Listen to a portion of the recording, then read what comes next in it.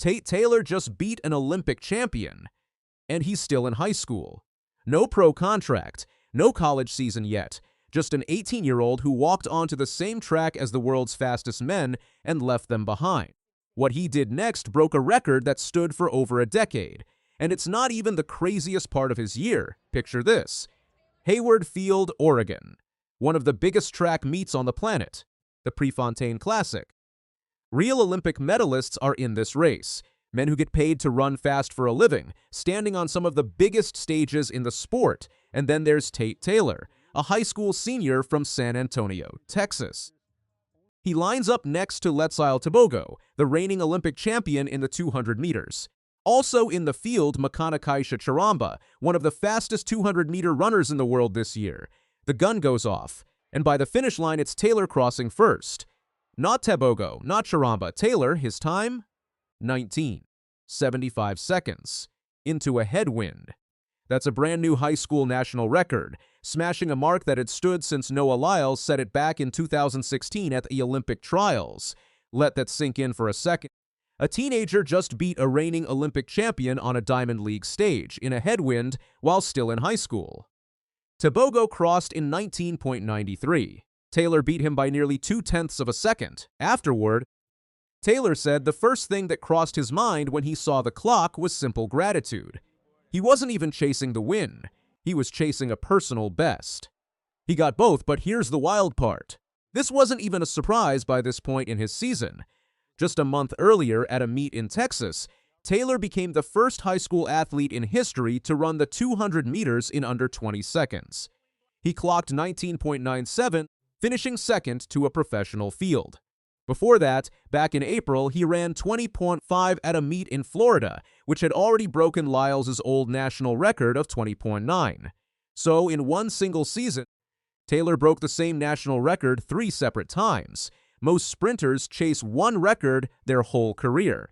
Taylor kept breaking his own before the ink was even dry, and it's not just the 200. Back in January, at an indoor meet in Virginia, Taylor ran the fastest indoor 300 meters ever recorded by a high schooler in the United States, clocking 32.45 seconds. He also owns a personal best of 92 seconds in the 100 meters. A mark he set the year before that shattered the national high school record at the time. A sprinter who can run under 10 seconds in the 100, under 20 in the 200, and hold a national record in the 300 meters. Coaches call that combination rare because speed and strength almost never show up together at that level. Most sprinters are built for one distance. Taylor seems built for all of them. There's another detail from his record run that stunned people who watch this sport closely. During his 19.75, Taylor split through the first 60 meters in 6.59 seconds. Getting out that fast from a tough lane assignment is something coaches say takes years to learn. Taylor pulled it off as a teenager on one of the biggest stages in the sport. Now here's a question worth asking. How does a kid who was playing basketball just a few years earlier turn into the fastest high schooler America has ever seen? Taylor didn't even start running track seriously until right before his freshman year. His first real competitive 100-meter race, he finished 5th. That's it. A late start, and within a few short seasons, he was outrunning professionals on some of the biggest stages in the sport. He's already signed to run in college next, choosing Texas Tech over other offers. But before that chapter even begins, Taylor has rewritten what people thought was possible for a teenager on a track. And Taylor isn't alone in this. Something bigger is happening across the entire sport right now. Teenagers everywhere are running times that used to belong only to grown men in their prime. Take Gary Card from Jamaica. At the Jamaican National Championships, Card lined up in the Senior Sins 100 meters. Not a junior race. The actual senior final against the country's best professional sprinters, including the reigning world champion. He ran 9.93 seconds. That's a new Jamaican junior record, breaking a mark that had stood since 2023. It also placed him among the fastest teenagers to ever run the distance. Card was 19 years old, racing grown men who have run on the world stage for years, and he finished second. Card said afterward that his training times had already told him a breakthrough was coming. He ran 10.7 back in 2024 as a younger athlete. He improved to 10.06 the following year. That kind of jump almost never happens to athletes already this experienced. It usually means a sprinter has hit a new level physically. Then there's Gout from Australia. Back in April, Gout ran 67 seconds in the 200 meters at the Australian National Championships. That made him the first Australian in history to legally break 20 seconds in that race, and it set a new world record for any sprinter under the age of 20, beating a mark that once belonged to Usain Bolt at the same age. Gout hasn't cracked 10 seconds in the 100 meters just yet.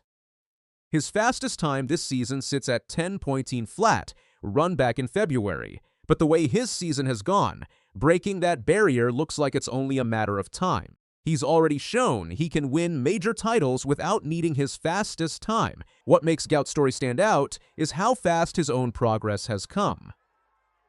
Now he holds a world record for his age group. Why are so many teenagers suddenly running times that used to take professional sprinters years to reach?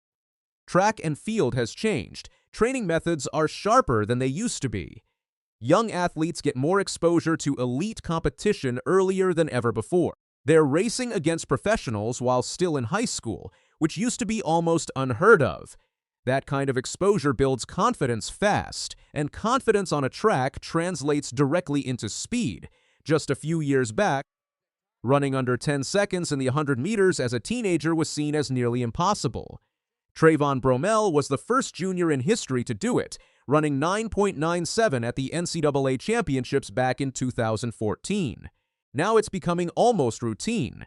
Multiple teenagers a year are breaking that barrier. The bar has moved, and it keeps moving higher every single season, faster than most fans can keep track of. And that brings everything back to Tate Taylor, because his season isn't over yet. The World Junior Championships are coming up, set to take place in Eugene, Oregon. He's qualified in both the 100 and the 200 meters. If his current form carries into that meet, there's a real chance the records keep falling. A sprinter who has already beaten Olympic champions this season stepping onto a start line against athletes his own age is a genuinely frightening thought for the competition. A teenager beating Olympic champions. Junior sprinters racing straight into senior finals and finishing near the top. This is what track and field looks like right now, and it keeps getting faster every single season. So here's the real question. How much faster can these teenagers actually go? Drop your prediction below, because if this year has taught us anything, it's that nobody saw this coming.